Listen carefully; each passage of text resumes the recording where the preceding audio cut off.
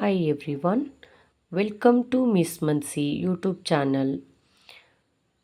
ಗೆಳೆಯರೇ, ಇವತ್ತು ನಾವು 6ನೇ ತರಗತಿ ಭಾಗ 2 ವಿಜ್ಞಾನ ವಿಷಯದ ಮೊದಲನೇ ಪಾಠ ಜೀವಿಗಳು, ಅವುಗಳ ಲಕ್ಷಣಗಳು ಮತ್ತು ಆವಾಸಗಳು ಈ ಪಾಠದ ಪ್ರಶ್ನೋತ್ತರಗಳನ್ನು ನೋಡೋಣ. ಮೊದಲನೇ ಪ್ರಶ್ನೆ, ಆವಾಸ ಎಂದರೇನು? ಸಸ್ಯಗಳು ಮತ್ತು ಪ್ರಾಣಿಗಳು ವಾಸಿಸುವ ಸುತ್ತಲಿನ ಪರಿಸರವನ್ನು ಅವುಗಳ ಆವಾಸ ಎನ್ನುವರು.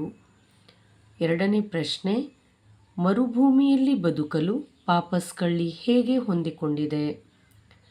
ಪಾಪಸ್ಕಳ್ಳಿಯ ಕಾಂಡವು ದಪ್ಪನೆಯ ಮೇಣದಂತಹ ಪದರದಿಂದ ಆವೃತವಾಗಿದ್ದು, ಪಾಪಸ್ಕಳ್ಳಿಯ ಅಂಗಾಂಶಗಳಲ್ಲಿ ನೀರನ್ನು ಉಳಿಸಿಕೊಳ್ಳಲು ಸಹಾಯಕವಾಗಿದೆ. ಹೀಗೆ ಪಾಪಸ್ಕಳ್ಳಿ ಮರುಭೂಮಿಯಲ್ಲಿ ಹೊಂದಿಕೊಂಡಿದೆ. ಬಿಟ್ಟ ಸ್ಥಳಗಳನ್ನು ತುಂಬಿ ಒಂದು ನಿರ್ದಿಷ್ಟ ಆವಾಸದಲ್ಲಿ ಸಸ್ಯ ಅಥವಾ ಪ್ರಾಣಿ ಬದುಕಲು ಸಾಮರ್ಥ್ಯವನ್ನು ನೀಡುವ ನಿರ್ದಿಷ್ಟ ಲಕ್ಷಣಗಳನ್ನು ಹೊಂದಾಣಿಕೆ ಎಂದು ಕರೆಯುತ್ತೇವೆ. ಭೂಮಿಯ ಮೇಲೆ ವಾಸಿಸುವ ಸಸ್ಯಗಳ ಮತ್ತು ಪ್ರಾಣಿಗಳ ಆವಾಸವನ್ನು ಭೂ ಆವಾಸ ಎಂದು ಕರೆಯುತ್ತೇವೆ. ನೀರಿನಲ್ಲಿ ವಾಸಿಸುವ ಸಸ್ಯಗಳ ಮತ್ತು ಪ್ರಾಣಿಗಳ ಆವಾಸವನ್ನು ಜಲ ಆವಾಸ ಎಂದು ಕರೆಯುತ್ತೇವೆ.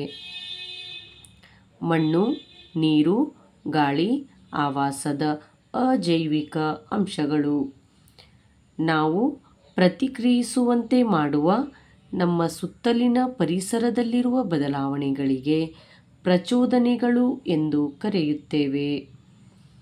ಕೆಳಗಿನ ಪಟ್ಟಿಯಲ್ಲಿ ನಿರ್ಜೀವಿಗಳು ಯಾವುವು?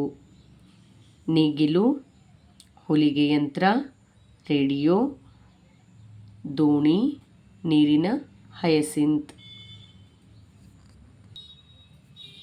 ಏಳನೇ ಪ್ರಶ್ನೆ, ಜೀವಿಗಳ ಸಾಮಾನ್ಯ ಲಕ್ಷಣಗಳನ್ನು ಪಟ್ಟಿ ಮಾಡಿ.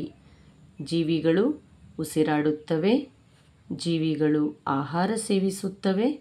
ಜೀವಿಗಳು ಬೆಳವಣಿಗೆ ಹೊಂದುತ್ತವೆ. ಪ್ರಚೋದನೆಗೆ ತಕ್ಕ ಪ್ರತಿಕ್ರಿಯೆ ನೀಡುತ್ತವೆ.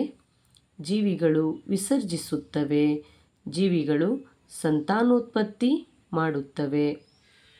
ಎಂಟನೇ ಪ್ರಶ್ನೆ, ಹುಲ್ಲುಗಾವಲಿನಲ್ಲಿ ವಾಸಿಸುವ ಪ್ರಾಣಿಗಳಿಗೆ ಅಲ್ಲಿ ಜೀವಿಸಲು ವೇಗವಾಗಿ ಓಡುವುದು ಮುಖ್ಯ. ಏಕೆ? ವಿವರಿಸಿ. ಹುಲ್ಲುಗಾವಲಿನಲ್ಲಿ ಸಿಂಹದಂತಹ ಪ್ರಾಣಿಗಳು ಇರುತ್ತವೆ. ಅಲ್ಲಿರುವ ಇನ್ನಿತರ ಪ್ರಾಣಿಗಳು ಸಿಂಹದಂತಹ ಬಲಿಷ್ಠ ಪ್ರಾಣಿಗಳಿಂದ ತಪ್ಪಿಸಿಕೊಂಡು ತಮ್ಮ ಜೀವ ಉಳಿಸಿಕೊಳ್ಳಲು ಅವುಗಳು ಓಡುವುದು ಮುಖ್ಯ. ಧನ್ಯವಾದಗಳು.